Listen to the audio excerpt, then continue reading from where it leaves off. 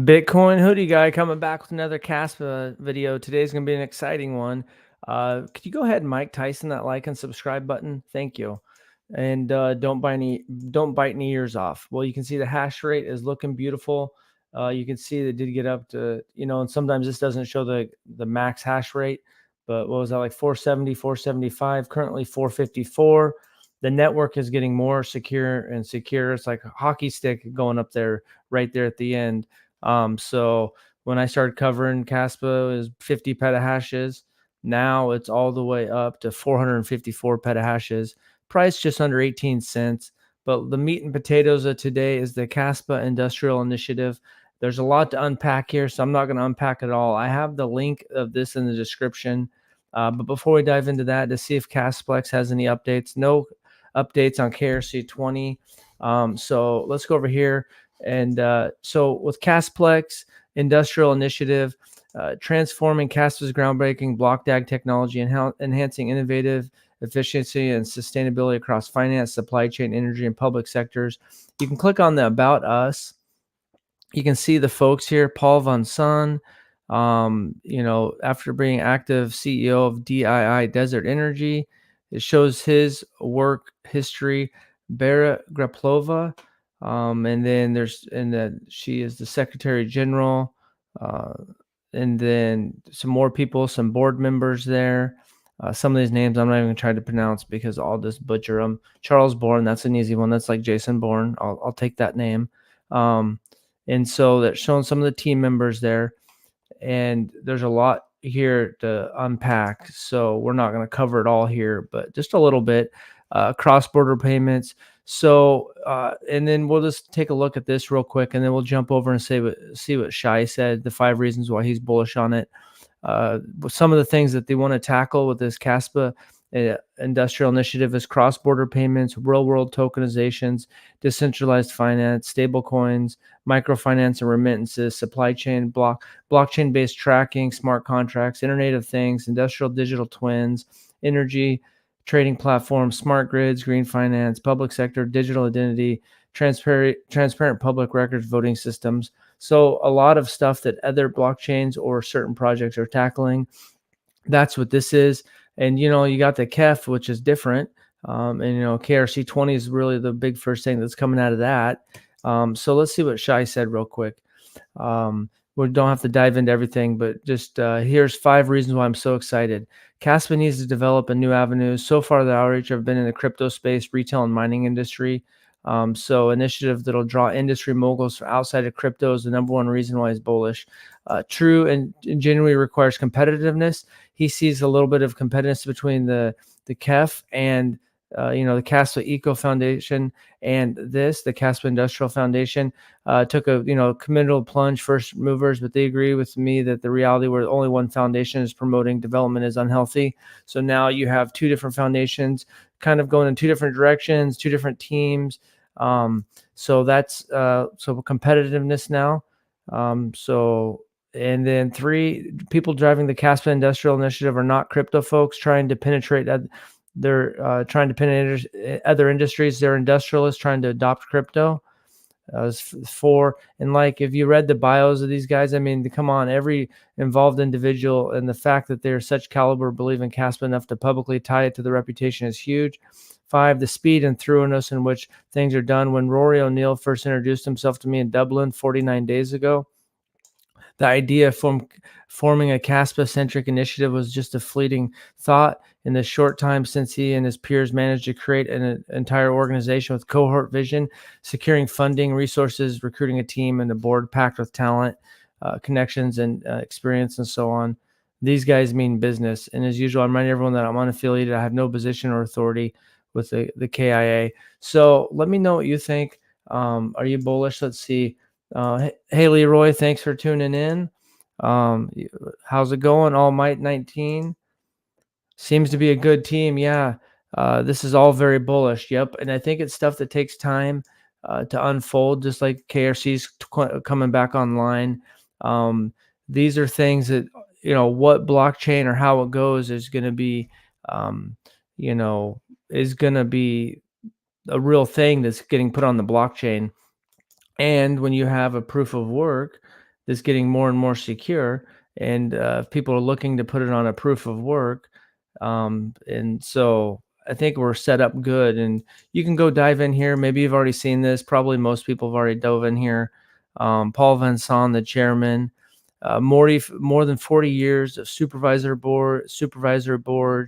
In the last 20 years, he's been a driving force in the energy transition in Europe, Asia, and Africa. CEO of DII at Desert Energy, known as Desert Tech Industrial Initiative from 2009 and 2020. So it looks like he's looked a lot in the energy sector. And so yeah, I mean, this is cool. It's cool to see people from outside of crypto integrating in. Um, this Bara was producer at HBO original documentaries, and also this is showing that, like, the Casplex team, I think, is from somewhere in Asia. Maybe it's China. I'm not 100%, but I've kind of felt like China.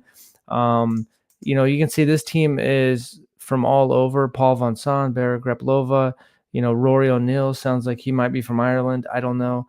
Let's see. You can dive in there. He's been at the forefront of developing proof of concepts for DPEN. So it looks like he was an advisory board of the DII Desert Energy Network. So maybe some of the people there are connected to the DII Desert Energy Network. So it might be a team that's already familiar working together. I haven't dove down in there. Charles, the founder of Digital Asset Experts, he's a leading expert in real world assets. So this is exciting. And this stuff takes time to develop.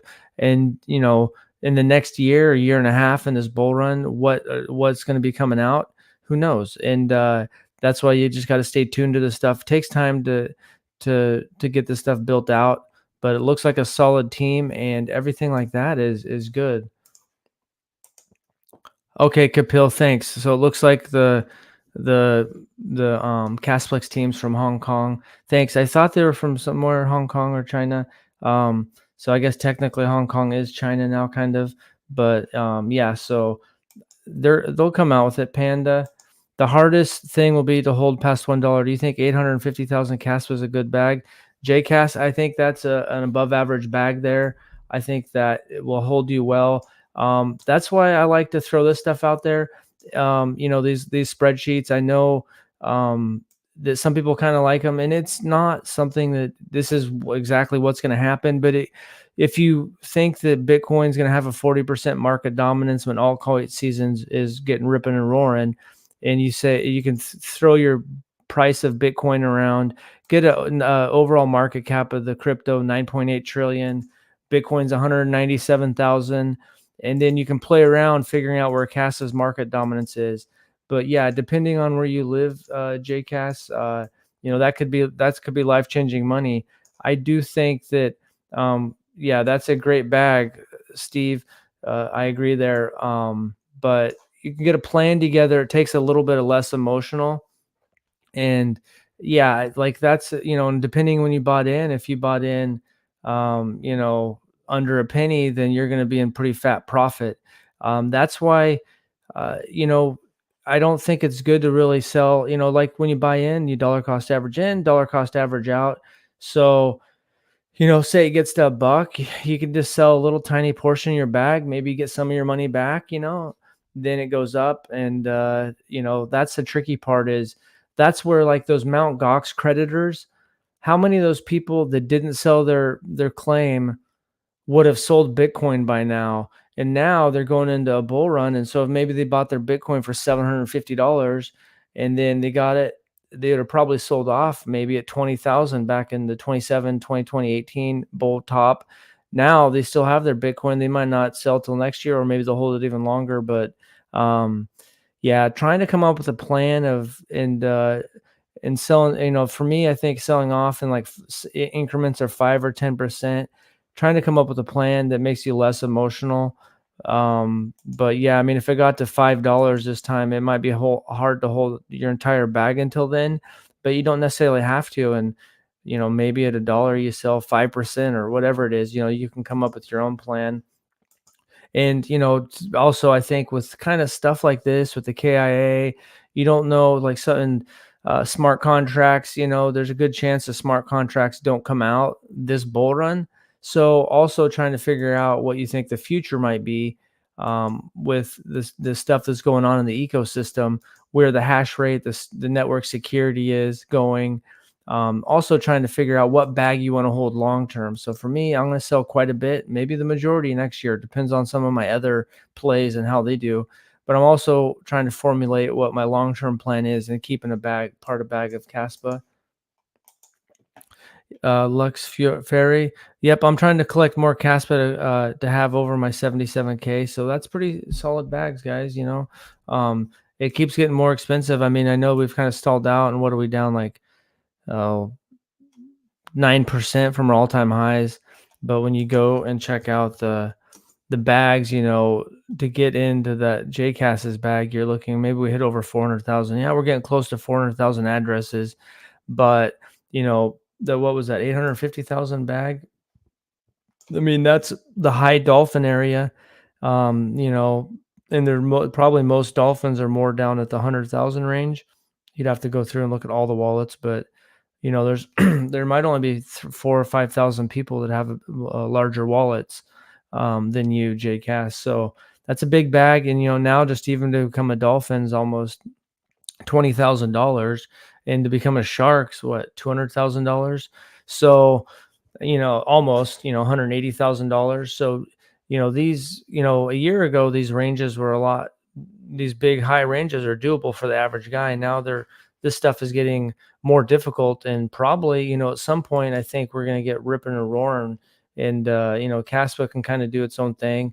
And if the KRC20s come out, seems like that KRC20s, if they come out, I don't know, in the end of this month or next month, as long as they're ready, then that is going to be something that'll be huge. Now, the stuff in the KIA seems like some bigger stuff that just doesn't pop out instantly. But if there's some projects coming out of this, promote, DLT, distributed ledger technology adoption, establish documentation and standards, launch pilot projects, form global regulatory advisory boards. So, it's cool to see more people like this. I mean, so you got these guys with, different experience outside of crypto coming in. You got the CAF, you got Casplex working on stuff. You get some stable coins going. You get up to 10 blocks per second. You get some smart contracts. You get this hash rate growing more and more secure, get up to 1 exahash. And yeah, I think that, there's a lot of cool stuff going on, and a lot of it might not even completely come to fruition this bull run. Most of it won't. And so that's just, you got to pick your plan, what you want to do.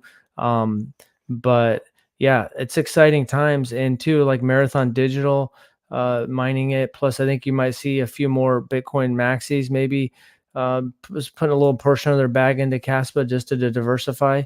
If someone's really into proof of work, it's going to be hard for them not to be paying attention to Caspa. So it's exciting times. I got the link to the KIA in the description. I'll put it in the pinned comment. Am I a shark yet? Not yet. I wish.